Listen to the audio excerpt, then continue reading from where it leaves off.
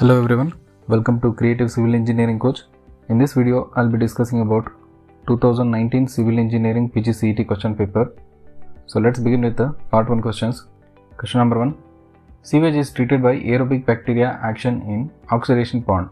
Option D is the right answer. Because oxidation ponds are large, shallow ponds which are designed to treat wastewater through interaction of sunlight, bacteria and algae. Question number 2. Hard water is tastier than soft water due to the presence of calcium. Option D is the right answer. This dissolved calcium in hardness can help to produce strong teeth. Question number 3. Backwashing is necessary in rapid sand filter. Option B is the right answer. Because when the filter gets clogged due to the excessive loss of head, it should be cleaned and washed every 24 to 48 hours. So backwashing is necessary in rapid sand filters. Question number 4. The sewer pipes have to be designed and checked for both maximum and minimum flows. Option C is the right answer. Question number 5. The layer on the top of the filtering medium formed by organic impurities is known as dirty skin. Option A is the right answer. Question number 6. If for a given basin in a given period, precipitation, evapotranspiration, total runoff and change in storage, then hydrological water budget equation is stated as. For a hydrological water budget equation, precipitation is equal to sum of runoff plus evapotranspiration plus change in storage. So option A is the right answer. Question number 7. The capacity of an irrigation tank is sometimes increased by installing dam stones. Option D is the right answer. Question number 8. A geological formation which is essentially impermeable for flow of water even though it may contain water in its pore is called aquiclude. Option C is the right answer. In the following figure you can observe the aquiclude. It contains a large amount of water in it, but it does not permit the water through it and also doesn't yield water. So it is because of its porosity. Clay is an example for aquiclude. So the right answer is option C. Question number 9. If wheat requires 75 mm of water after every 28 days and the base period for the wheat is 140 days, then the value of the delta for wheat is. Number of water required is equal to 140 is the base period, water interval is 28 days. So the number of water will be 5. So the value of the delta for wheat will be 5 into 75 mm. So it is about 375 mm. So the right answer is option A. Question number 10. Isoids are drawn by. Isoids is also known as isoidal lines, and it is known as a line on a map which connects points of having the same amount of precipitation in a given period or a particular storm. So it is drawn by drawing a lines of equal precipitation depth for a given duration. Option A is the right answer. Question number 11. Kennedy gave a relation between. As per Kennedy's theory, the critical velocity in the channel is the minimum velocity that is sufficient to prevent scoring and silting of the channel. So according to Kennedy, the critical velocity is given by the formula 0.55 m into d to the power of 0.64, where m is the critical velocity ratio and d is the hydraulic mean depth. So it is the relation between the critical velocity and depth of the flowing water. Option A is the right answer. Question number 12. A channel of the bed slope 0.0009 carries a discharge of 300 m3 per second. When the depth of the flow is 1 meter, what is the discharge carried by an exact similar channel at the depth of the flow if the slope is increased to 0.0001? So there is a change in slope. So we have to find the discharge when the slope is increased. Exactly similar channel means area and the wetted perimeter of the channel section are same. So discharge is directly proportional to slope of the given channel. So Q2 by Q1 is equal to square root of S2 by S1. Therefore Q2 is equal to slope of the increased channel section is 0.0001. Slope of the original channel section is 0.0009 multiplied by initial discharge of the channel is 300 meter cube per second. So the new discharge will be 10 meter cube per second. So the right answer is option C. Question number 13. The loss of head per unit length of the creep is called percolation coefficient. Option A is the right answer. Hydraulic gradient is given by the ratio of head loss divided by creep length. So option A is the right answer. Number 14. Due to rise in temperature in a 3-inch arch, induced stress is. A 3-inch arch is a statically determinate structure and a rise in temperature do not produce any of the stresses. So it doesn't undergo direct compressive stress, direct tensile stress nor shear stress. So right answer is option D, none of these. Question number 15. According to Tresca, yield locus is a. In the following figure you can observe from the theory of Tresca, yield locus, it looks like a hexagon shape. Option D is the right answer. Question number 16. Dimension of torsional rigidity is. Torsional rigidity is the product of modulus of rigidity into polar moment of inertia. So modulus of rigidity is m L to the power of minus 1 T to the power of minus 2 and polar moment of inertia is m naught L to the power of 4 T to the power of 0.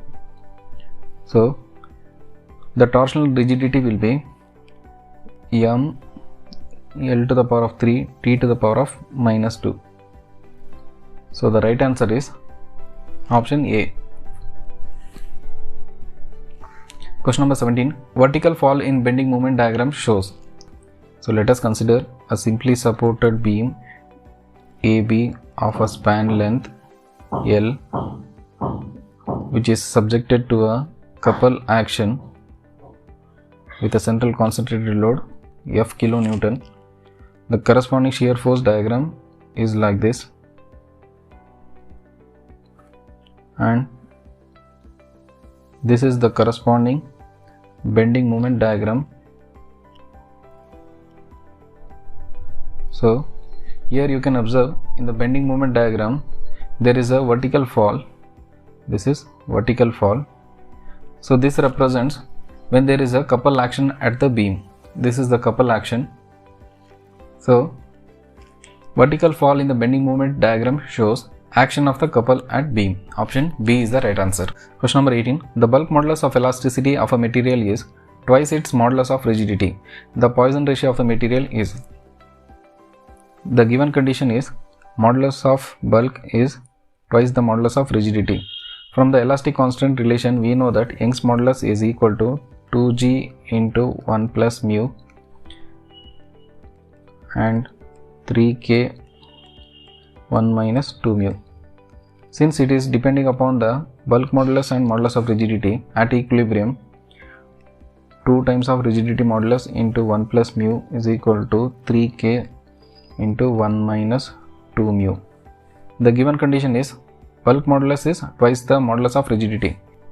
So on substituting the bulk modulus value as 2 times of rigidity modulus, therefore value of Poisson ratio is 2 by 7. Option C is the right answer, 2 by 7. Question number 19. The radius of Mohr circle of a stress of a strained element is 20 Newton per mm square and the minor principal tensile stress is 10 Newton per mm square. The major principal stress is. Minor principal stress is center of the circle minus radius of the Mohr circle. Therefore, center of the Mohr circle will be minor principal stress plus radius of the Mohr circle. Center of the circle will be 30 Newton per mm. Major principal stress will be center of the Mohr circle plus radius of the Mohr circle, which is equal to 50 Newton per mm square.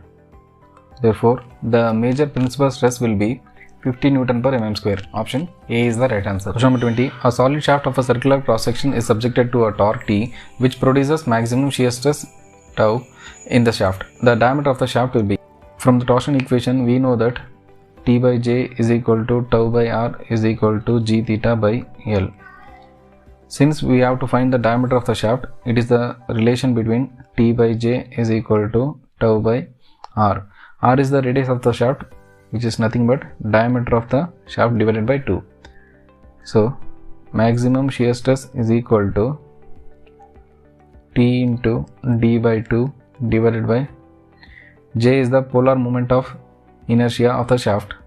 Since it is a circular section, the polar moment of inertia will be pi d to the power of 4 divided by 64. On solving this, the maximum shear stress is equal to 16T pi d cube. By rearranging this equation, the diameter of the circular shaft will be cube root of 16T divided by pi into tau max. So the right answer is option D, cube root of 16T divided by pi into tau max. Question number 21. Torsion applied to a circular shaft results in a twist of 1 degree over a length of 1 meter. The maximum shear stress induced is 120 Newton per mm square and the modulus of rigidity of the shaft of a material is 0.8 into 10 to the power of 5 Newton per mm square. What is the radius of shaft? So we have to find the radius of the shaft. From the torsion equation, tau by R is equal to g theta by L. So we have to find the radius of the circular shaft. So R is equal to tau into L divided by g theta. So radius of the circular shaft is equal to maximum shear stress is 120 Newton per mm square. So 120. L is the length of the circular shaft, 1 meter. So 1000 mm. G is the modulus of rigidity. It is given as 0.8 into 10 to the power of 5 Newton per mm square. Theta is the angle of twist, that is 1 degree. On solving this, the radius of the circular shaft will be 270 divided by pi. That is option A is the right answer.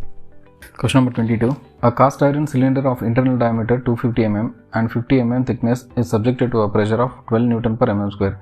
The ratio of maximum tangential stress to minimum tangential stress will be. For this question, the right answer must be option A, 37 divided by 25, as per the key answers given by the examination authority. When I tried to solve this question, I couldn't get the detailed solution. Question number 23. The porosity of the soil sample is 35% and the specific gravity of its particle is 2.7. Then its void ratio is. We know that the relation between the void ratio and the porosity is porosity divided by 1 minus porosity. Therefore, void ratio will be 0.35 divided by 1 minus 0.35, which is equal to 0.538. So the right answer is option B.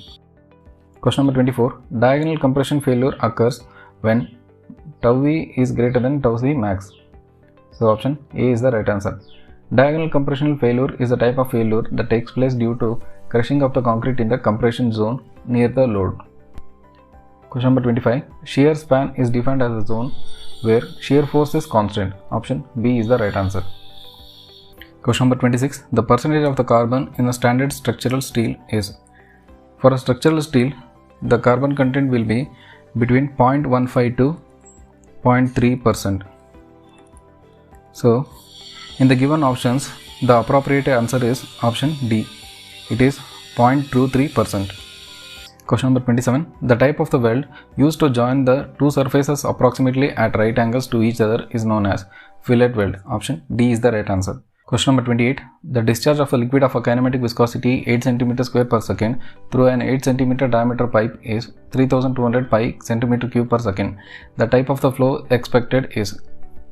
To conclude the type of the flow in a pipe, whether it is a laminar or turbulent, it is decided based on Reynolds number, which is given by the formula rho V d divided by mu, where the ratio of rho by mu is kinematic viscosity. So Reynolds number will be V into d divided by kinematic viscosity, where density by dynamic viscosity is kinematic viscosity.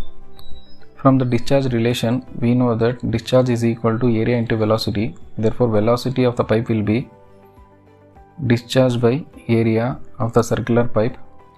Discharge is given as 3200 pi centimeter cube per second. D is the diameter of the circular pipe, that is 8 cm. So pi into 8 square divided by 4. On solving this, the velocity of the flow will be 200 cm per second. Therefore, Reynolds number will be 200. So as the Reynolds number is less than 2000, the flow is considered as laminar type of the flow. Option D is the right answer. So for the given data, when the Reynolds number is 200, the type of the flow can be concluded as laminar type of the flow. Option D is the right answer. Question number 29. The flow of a liquid at a constant rate in a conically tapered pipe is classified as steady non-uniform flow. Option D is the right answer. Question number 30. The main rafter of a roof truss is inclined at an angle of 30 degree. No access is provided for cleaning and maintenance, and then the imposed load to be considered for the design is. So we have to find the imposed load on the roof truss. Since the angle of inclination is given as 30 degree and there is no access to provided for the roof truss for cleaning and maintenance purpose, so live load of a roof truss will be 0.75 minus 0.02 kilonewton per meter square of theta minus 10 degree. So for every degree of increase in slope over 10 degree, live load will be taken as 0.75 minus 0.02 kilonewton per meter square into theta minus 10 degree. Therefore, live load will be to 350 Newton per meter square. Option A is the right answer. Question number 31. The effective length of the intermediate fillet weld should not be less than. As per IS 800-2007 from the clause 10.5.4.2, the effective length of the intermediate fillet weld should not be less than 4 times of the size of the weld or 40 mm. So option C is the right answer. 4 into size of the weld or 40 mm, whichever is higher. Question number 32. Two reservoirs at different levels are connected by two parallel pipes of a diameter 2D and D.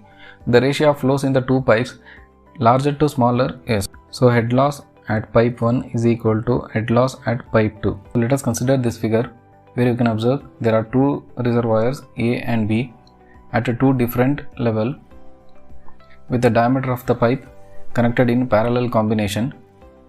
For parallel combination, discharge is directly proportional to the diameter of the pipe to the power of 5 by 2. Discharge between longer and smaller pipe will be 4 into root 2 divided by 1. So the right answer is option B. 4 into root 2 is to 1. Question number 33. The diameter of the circular pipe suddenly increases by 2 times. The ratio of loss of energy to the velocity head before expansion is. So let us write a schematic representation so that you can clearly understand the concept. This is the diameter of the pipe which is increased due to sudden expansion of diameter 2d. This was the initial diameter of the pipe. This is corresponding velocity before expansion and after expansion. So head loss is equal to v square by 2g into 1 minus a1 divided by a2 square. For sudden expansion, the required ratio is v minus v by 4 whole square divided by 2g divided by velocity is v square by 2g. On solving this, you will get 9 by 16. So option D is the right answer. Question number 34. In the process of brick manufacturing, the pug mill is used in which of the following operation? Pug mill is used in the tampering operation because it is the process of kneading of soil either by feed or pug mill. So it is used for clay preparation. Option B is the right answer, tampering. Question number 35. Efflorescence of a brick is due to soluble salts present in the clay for making bricks. It is the crystalline salty deposit that occurs on the surface of the brick, concrete and other masonry products. So option A is the right answer. It is a soluble salt present in the clay. Question number 36. The text used to determine the ratio of wear of stones. It is attrition test. Option B is the right answer. This test is done to find out the rate of wear of stones which is used in road construction. Question number 37. The wood preservative creosote is derived from. It is derived from wood or coal. So option C is the right answer. It is one of the best antiseptic and it is a harmless wood preservative which is inflammable. So option C is the right answer. Question number 38. The purpose of divisional island is to eliminate head-on collision. Option C is the right answer. These are used along the roads which can be considered as a median or divider but used for the traffic moving in the same plane to eliminate head-on collision. In the following figure you can observe the divisional island provided on a highway to eliminate the head-on collision. Question number 39. Yellow color of a colored light traffic signal indicates. Yellow color is also called as amber light. Amber light indicates to clear the road when the signal is changing from green to red. So, yellow color indicates it is a clearance time. Option C is the right answer. Question number 40. Which of the following traffic studies is required for deciding the speed limit for traffic and regulatory control? Spot speed studies is used to decide the speed limit for traffic, regulatory and control. Option B is the right answer. Question number 41. The portion of the roadway between outer edges of the carriageway and drains in case of cutting is known as.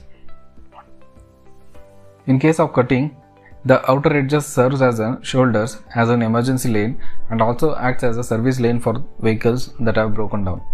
So in the following figure you can observe the shoulders provided in the highway. So the right answer is option A, shoulders. Question number 42. On a broad gauge, a sleeper density of m+4 means the number of sleepers to be used per kilometer length is. For a broad gauge railway track, the standard length is 13 meter. Sleeper density is given as m+4, where m is the length of the rail. So for a broad gauge it is 13 meter. So the sleeper density will be 17.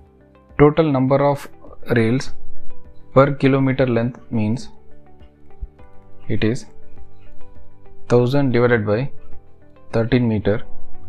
It will be 79.92, approximating as 18 number of rails. Therefore, number of sleepers is 80 number of rails multiplied by sleeper density is 17. So the number of sleepers will be 1360. So the nearest answer is 1340. Option C is the right answer. Question number 43. Kandla is a natural harbour in the Kutch district of Gujarat, which is now renamed as Deen Dayal Port. So option A is the right answer, natural harbour. In the following figure you can observe the Kandla Natural Harbour, which is situated in Kutch district of Gujarat. Question number 44. Seismic refraction method is applicable only when the wave velocity in the lower layer is greater than the upper layer. Option A is the right answer. Question number 45. If consistency index is 0, it means that the soil is in. We know that consistency index is the ratio of liquid limit minus natural water content divided by plasticity index, which is equal to liquid limit minus natural water content divided by liquid limit minus plastic limit. So if the consistency index is equal to 1, soil will be in plastic limit. If the consistency index is equal to 0, the soil will be at liquid limit. If the consistency index is greater than 1, soil will be in semi-solid state. So in the given question, it is asked if the consistency index is 0, it means that soil will be in liquid limit. Option C is the right answer. It is at liquid limit state. Question number 46. The basement walls are generally designed for. Basement walls are designed to resist lateral load from soil and vertical load from the structure above pressure at rest.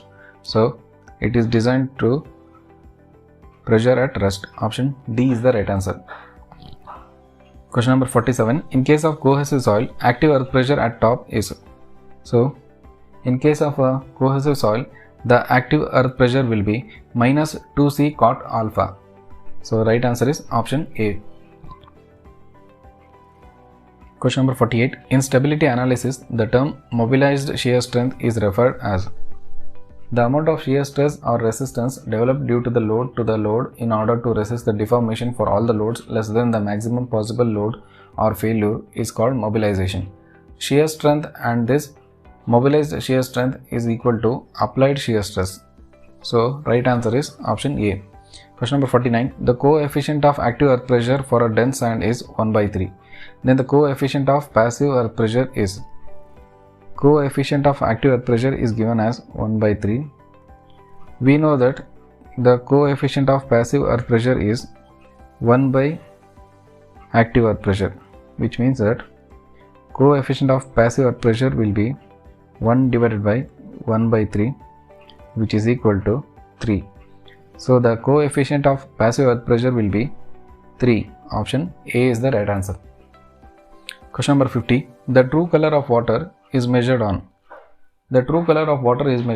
tintometer on platinum cobalt scale. So right answer is option C, platinum cobalt scale. The unit of color measurement is TCU, which means that true color unit. 1 TCU is the color produced by 1 mg of platinum cobalt scale in the form of chloroplatinate ions dissolved in 1 liter of distilled water. So the true color of water will be measured on platinum cobalt scale. Option C is the right answer. So this completes part 1 questions of this question paper. Now let's begin with the part 2 questions. Question number 51. A 2-lane single carriageway is to be designed for a design life period of 15 years. Total two-way traffic intensity in the year completion of construction is expected to be 2000 cumulative vehicle per day. Vehicle damage factor is 3. Lane distribution factor is 0.75. Assuming an average rate of traffic growth as 7.5%, the design traffic expressed as cumulative number of standard axle is. So as per IRC, the design traffic expressed in cumulative number of standard axle is calculated by the following formula. N is equal to 365A into 1 plus R to the power of N minus 1 into load distribution factor multiplied by vehicle damaging factor divided by R. So A is the total number of vehicles, that is 2000 cumulative vehicles per day. R is the rate of traffic growth, that is 7.5%, which is equal to 0.075. N is the design life period, it is given as 15 years.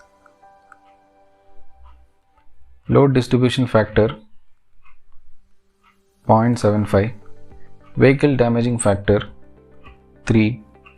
On solving this, the design traffic will be 42.899 into 10 to the power of 6 million standard axles. So the right answer is option C, 42.9 into 10 to the power of 6. Question number 52. The length of the summit curve for a speed of 80 km per hour so as to have an overtaking side distance of 470 meter, an ascending gradient of 1 in 100 meets with a descending gradient of 1 in 20 is. So we have to determine the length of the summit curve. So let us write down the given data. Design speed is 80 km per hour. Overtaking side distance is 470 meter. Change in gradient is 1 in 100 plus 1 in 120. So it is 0.01833. Length of the summit curve is calculated by the formula ns square divided by 9.6. Assuming length of the summit curve is greater than OSD, that is overtaking side distance. So length of the summit curve will be 0.01833 into S is the overtaking side distance 470 meter. So 470 square divided by 9.6. On solving this, the length of the summit curve will be 421.85. So out of these given options, the nearest possible answer will be 417 meter. Option A is the correct answer. Question number 53. A national highway with a design speed of 76 km per hour, width of the pavement is 7 meter, length of the wheelbase is 7 meter, super elevation is provided is 1 by 15 and the coefficient of lateral friction is 0.15. Total width of the pavement on the horizontal curve is. So we have to determine the total width of the pavement. Extra widening width is calculated by NL square divided by 2R plus V by 9.5 root R. N is the number of lanes, so it is 2 lanes. L is the length of the wheelbase, 7 meters, so 7 square divided by 2 into R. R is the radius of horizontal curve. So from the equilibrium super elevation equation, E plus F V square by 127 R. E is given as the rate of super elevation 1 in 15. F is the coefficient of lateral friction 0.15. V is the design speed of the vehicle 76 km per hour, so 76 square divided by 127 R. On solving this, the radius of the horizontal curve will be 209.9 meter. Substituting the values of horizontal curve radius 2 into 209.9 plus 76 divided by 9.5 into square root of 209.9 is equal to 0.785. This is the extra widening width. Therefore, total width of the pavement will be 7 meter is the width of the pavement plus extra widening width is 0.785. Therefore, total width of the pavement will be 7.785 meter. So the right answer is option A, 7.67. It is nearer to 7.67. Question number 54. A clay soil has a field capacity of 0.38 meter cube and the wilting point is 0.24 meter cube. If the specific weight of the soil is 12.75 kN per meter cube and the effective root zone depth is 0.8 meter, the available moisture holding capacity is. So storage capacity of the soil is calculated by the formula unit weight of the soil into depth of the root zone into field capacity minus wilting point divided by unit weight of water. Unit weight of the soil is 12.75 kN per meter cube. Depth of the root zone is 0.8 meter. Field capacity is 0.38. Permanent wilting point is 0.24. Unit weight of water is 1. So the storage capacity will be 14.28 centimeter. So the nearest possible answer is option A, 14.55 centimeter. Question number 55. The discharge through a 90-degree V notch for a head of 0.5 meter and the coefficient of discharge of 0.6 is. So the discharge through the 90-degree V notch is calculated by the formula 8 by 15 coefficient of discharge square root of 2 into G into tan theta by 2. Therefore, discharge will be 0.250 meter cube per second. So the right answer is option C. Question number 56. An artesian tube well has a diameter of 18 cm. The aquifer thickness is 28 meter. Permeability is 36 meter per day. Find the yield under a drawdown of 3.8 meter. Assuming the radius of influence is 250 meter. So for an artificial tube well, the discharge is calculated by the formula 2 pi k into B into H minus HW divided by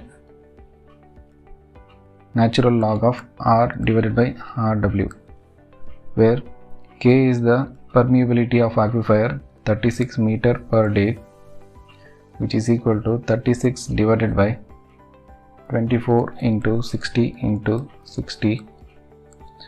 On solving this, the permeability of an tube well will be 4.166 into 10 to the power of minus 4 meter per day. B is the thickness 28 meter. H minus HW is the drawdown 3.8 meter. R is the radius of influence 250 meter. RW is the tube well diameter given as 18 centimeter, which is equal to 18 divided by 100, so 0.18 meter. On substituting these values, the discharge of an artificial tube well will be 0.03849 meter cube per second. So the right answer is option A, 0.038 meter cube per second. Question number 57. Population of the year 2000 for a city whose population in the year 1930 was 25,000 and in the year 1970 was 47,000. Make use of the geometrical increase method and find the population of the year 2000. So it is given for the year 1930 the population is 25,000 and for the year 1970 the population is 47,000. So we have to determine for the year 2000 what is the population. So according to geometrical increase method, the formula to find the nth year of the population will be P0 into 1 plus R divided by 100 to the power of n, where R is the rate of increase of population, n is the number of decade between the years. So from 1930 to 1940 it is 4 decades. Population P2 is 47,000. Population P1 is 25,000 minus 1. So the rate of increase of population will be 17.095%. On substituting the rate of increase of population, the population in the year 2000 will be 75459. So the right answer is option A. Question number 58. In a BOD test, 1 ml of raw sewage was diluted to 100 ml and the dissolved oxygen concentration diluted sample at the beginning was 6 parts per million and it was 4 parts per million at the end of the 5-day incubation at 20 degrees Celsius. So the BOD of the raw sewage will be, so we have to find the BOD of raw sewage. So initial BOD is 6 parts per million and final BOD is 4 parts per million. Dilution factor is 1 ml of raw sewage was diluted to 100 ml, which means that 100 divided by 1 is the dilution factor. So BOD of the raw sewage will be 200 parts per million. So the right answer is option B. 59. The coefficient of uniformity and the curvature of a soil are 4 and 1 respectively. The ratio of D30 by D10 will be. Coefficient of uniformity is given as 4 and coefficient of curvature is given as 1. We know that coefficient of uniformity is the ratio of D60 by D10 particle size and the coefficient of curvature is D30 square divided by D60 into D10. So we have to find the ratio of D30 by D10. Since the coefficient of uniformity is given as 4, substituting the value of coefficient of uniformity as 4, D60 divided by D10, which is equal to D60 is equal to 4 into D10. Coefficient of curvature is 1, so D30 square divided by D60 is 4 into D10, so 4 into D10 multiplied by D10. So 1 is equal to D30 square divided by 4 D10 square, which is equal to 4 is equal to D30 square divided by D10 square. Therefore D30 by D10 is equal to square root of 4, which is equal to 2. So the ratio of D30 by D10 will be option A, 2. Question number 60. For the same solid content, if the quantity of the sludge with moisture content 97% is x liters, then the quantity of the sludge with moisture content 94% will be. So, in a sludge digestion tank, for the different moisture content in the sludge, the volume will be different. So, it follows the equation V2 divided by V1 is equal to 100 minus P1 divided by 100 minus P2, where V1 and V2 are the volume of the sludge at moisture content P1 and P2. So, V2 divided by, so for the P1 moisture content, quantity of the sludge is x liters. So, taking as x liters, 100 minus 97% divided by 100 minus 94%. Therefore, V2 is equal to x by 2 liters. So, the right answer is option B. Question number 61. A sandy loam backfill has a cohesion of 14 kN per meter square, friction angle of 18 degree, and the unit weight of 16.5 kN per meter cube. Then the depth of tension crack is. So, depth of the tension crack is calculated by the formula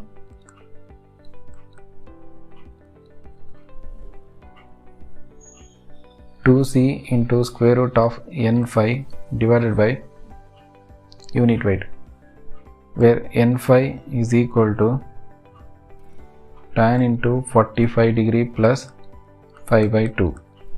Therefore, n phi is equal to tan of 45 plus angle of internal friction is 18 degree. So, 18 divided by 2. So, n phi is equal to 1.376.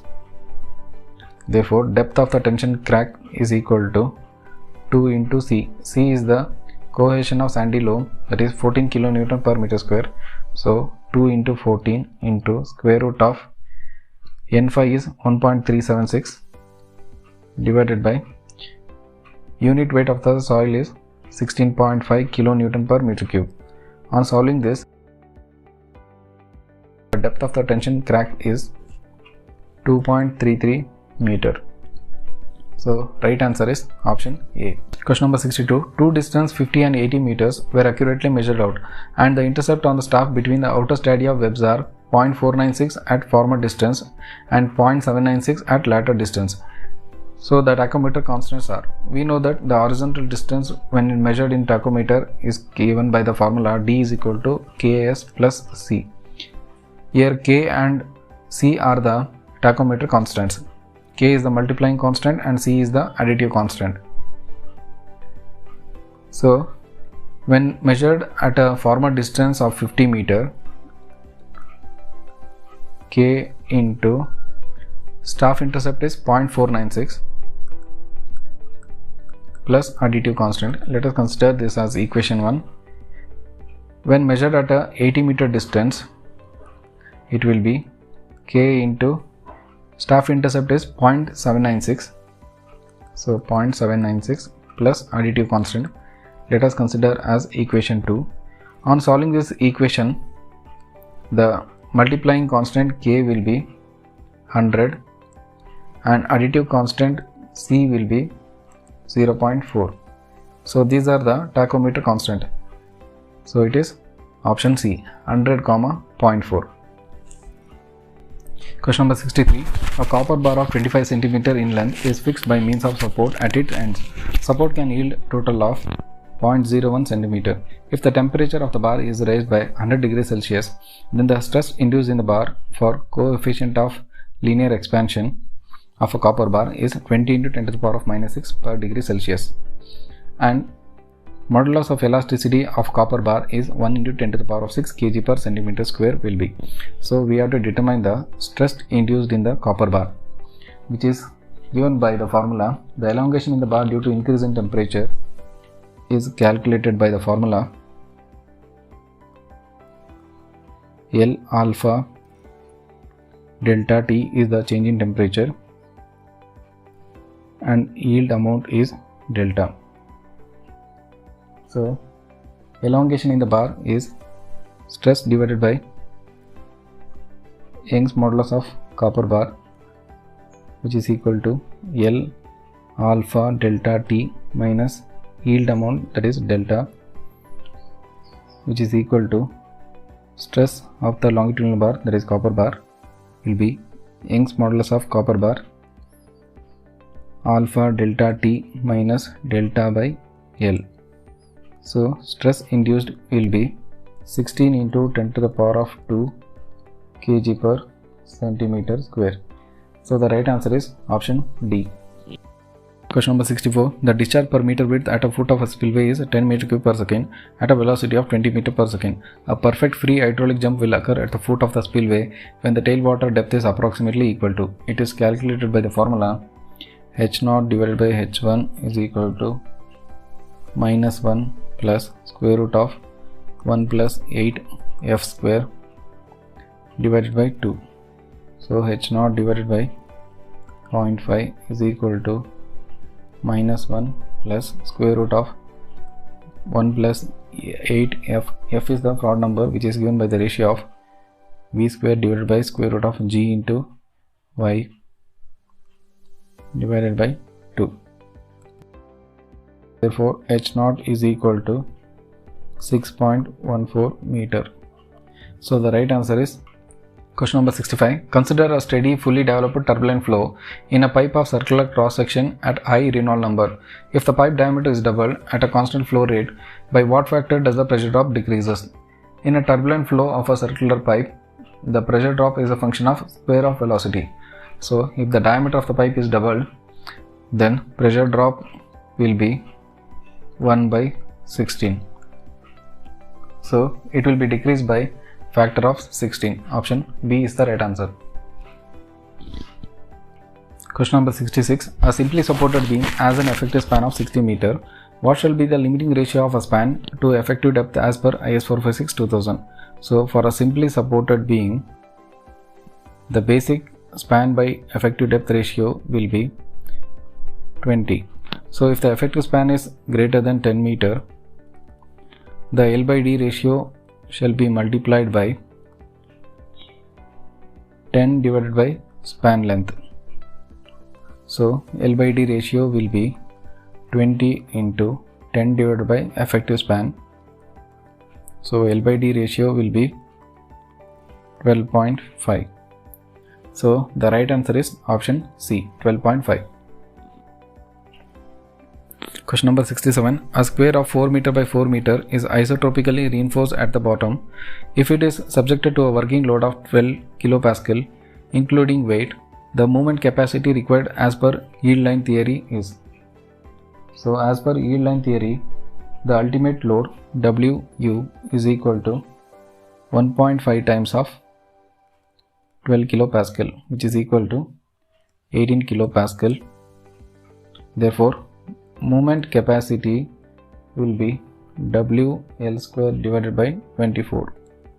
So 18 into 4 square divided by 24, which is equal to 12 kilonewton meter.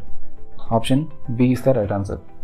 Question number 68. If a simply supported concrete beam pre-stressed with a force of 2500 kN is designed by load balancing concept for an effective span of 10 meter and to carry a total load of 40 kN per meter, the central dip of a cable profile should be. So we have to determine the dip of a cable. So in order to balance the upward pressure is equal to external load W is equal to 8 pH divided by L square, which means that 40 kilonewton per meter is equal to 8 into P is the pre-stress force 2500 kilonewton, H is the central dip of a cable, L is the simply supported span length, that is 10 meter. So the central dip of a cable will be 0.2 meter, which is equal to 200 mm. So the right answer is option A. Question number 69. In a limit state design method, the moment of resistance for a balanced section using M20 grade concrete and HYST steel grade of Fe4 and 5 is given by limiting moment of resistance KBD square. What is the value of K? So as per IS 456-2000, for a concrete grade of M20, the limiting moment of resistance is given by 0.138 FCK BD square. So substituting the value of concrete grade, the limiting moment of resistance will be 2.76 BD square. So assuming the constant K for the value of 2.76, so the constant value K will be 2.76 for M20 grade concrete. So option C is the right answer.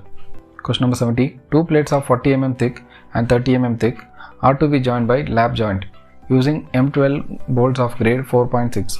The design shear strength of the bolt is reduced by. So for this question, the right answer is option C, 9.44%. Question number 71. Determine the effective length of the fillet weld using maximum size of the fillet weld to transmit a factored load of 300 kN is rounded to the nearest higher multiple of 5 mm. So we have to determine the effective length of the fillet weld. So for this question, the right answer is option A, 455 mm. Question number 72. The design shear capacity of a fillet weld of a plate with the grade Fe410 E250. The yield stress and ultimate tensile stress of a plate and weld are 250 Newton per mm square and 410 Newton per mm square respectively. Fillet weld is done at shop. Partial safety factor for material gone by shop welding is 1.25. So we have to determine the design shear capacity of a fillet weld. So for this question, the right answer is option B, 189.37 Newton per mm square. Question number 73. The percentage loss of pre-stress due to anchorage slip of 3 mm in a concrete beam of length 30 meter, which is post-tensioned by a tendon with the initial stress of 1200 Newton per mm square, and the modulus of elasticity equal to 2.1 into 10 to the power 5 Newton per mm square. So anchorage slip is given as 3 mm, length of the beam is given as 30 meter, which is equal to 30,000 mm. Initial stress is given as 1200 Newton per mm square. So loss of pre-stress will be delta L divided by L into modulus of elasticity. So delta L is the anchorage slip, L is the length of the beam, multiplied by modulus of elasticity 2.1 into 10 to the power of 5. On solving this, the loss of pre-stress will be 21 Newton per mm square. Therefore, percentage loss of pre-stress will be ratio of loss in pre-stress divided by initial stress into 100. Therefore, loss in pre-stress is 21 Newton per mm square. Initial stress is 1200 Newton per mm square. Therefore, percentage loss will be 1.75%. So the right answer is option C, 1.75%. Question number 74. Torsion applied to a circular shaft results in angle of twist of 1 degree. Length of a circular shaft 1 meter. The maximum shear stress induced is 120 Newton per mm square and the modulus of rigidity of a shaft is 0.8 into 10 to the power of 5 Newton per mm square. What is the radius of the circular shaft? From the torsion equation, we know that the general formula T by J is equal to tau by R is equal to G theta by L. Since we have to find the radius of the circular shaft, let us consider the equation tau by R is equal to G theta by L. By rearranging this formula, R is equal to maximum shear stress multiplied by length of the circular shaft divided by modulus of rigidity into angle of twist.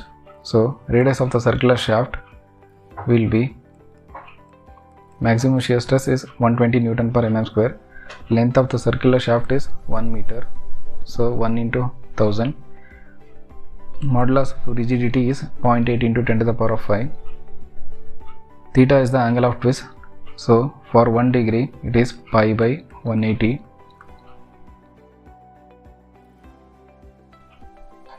Therefore radius of the circular shaft will be 270 divided by pi. So option A is the right answer. Question number 75. A short column of external diameter capital D and internal diameter small d is subjected to a load of W with an eccentricity E, causing zero stress at an extreme fiber. Then the value of eccentricity must be. Eccentricity for a short column with internal and external diameter will be the ratio of external diameter square plus internal diameter square divided by 8 times of external diameter. So the right answer is option C. So this completes the part 2 questions of this question paper. I hope all the information and detailed solution provided for this question paper is satisfied for your examination preparation and a reference for other competitive exams. So thank you for watching this video. Thank you all.